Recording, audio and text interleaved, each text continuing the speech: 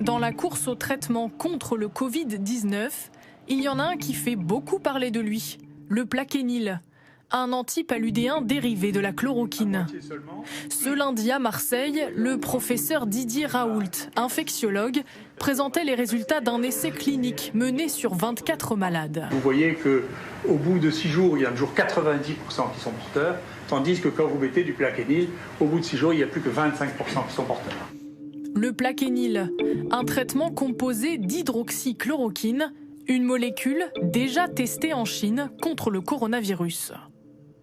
On a proposé rapidement de faire une prise en charge des patients étant infectés par ce coronavirus, par l'hydroxychloroquine, à la posologie que moi je connais, que je pratique depuis 25 ans, qui est de 600 mg par jour. L'hydroxychloroquine est un médicament extrêmement toléré qui est donné parfois pendant 10-20 ans à des gens qui ont des maladies inflammatoires. Suite à ces résultats, Sanofi annonce le lancement prochain d'une étude nationale sur le Plaquenil. Mais la prudence reste de mise.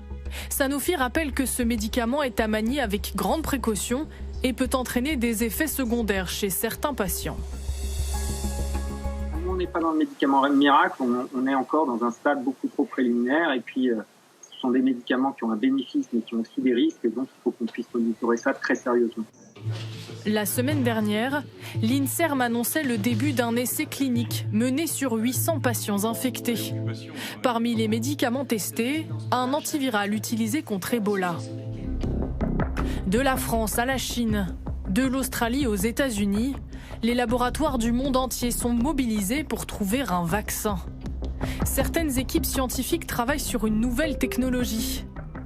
La méthode consiste à synthétiser une protéine du coronavirus, la protéine S, qui lui permet de s'accrocher aux cellules.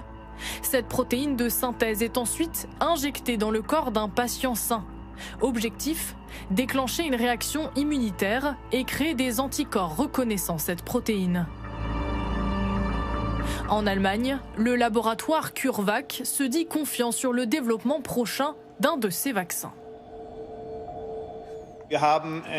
On a maintenant une plateforme qui nous permet de répondre rapidement aux nouvelles menaces.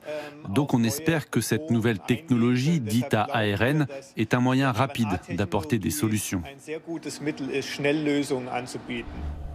CureVac se dit en mesure de lancer les premiers tests cliniques dès juillet et de mettre ce vaccin sur le marché à l'automne. Une annonce qui aurait attiré l'attention de Donald Trump. Selon la presse allemande, le président américain aurait proposé $1 milliard pour s'emparer de ce vaccin au bénéfice exclusif des États-Unis. Du côté de l'Institut Pasteur en France, les scientifiques cherchent à modifier le vaccin contre la rougeole pour lui faire adopter des caractéristiques du coronavirus. Objectif, proposer un vaccin pour l'été 2021. Ça prend un peu plus de temps que des nouvelles technologies de vaccins ADN ou vaccins ARN qui, elles, sont censées être rapides, mais peut-être ne finiront jamais chez l'homme. L'ADN, on le teste depuis 25 ans et il n'y a rien qui marche chez l'homme encore.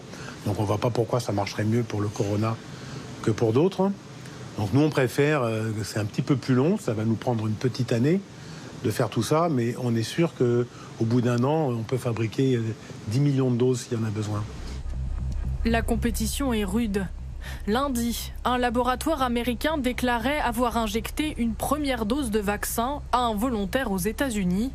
Le lendemain, ce sont les autorités chinoises qui annonçaient à leur tour le début d'essais cliniques sur des patients humains.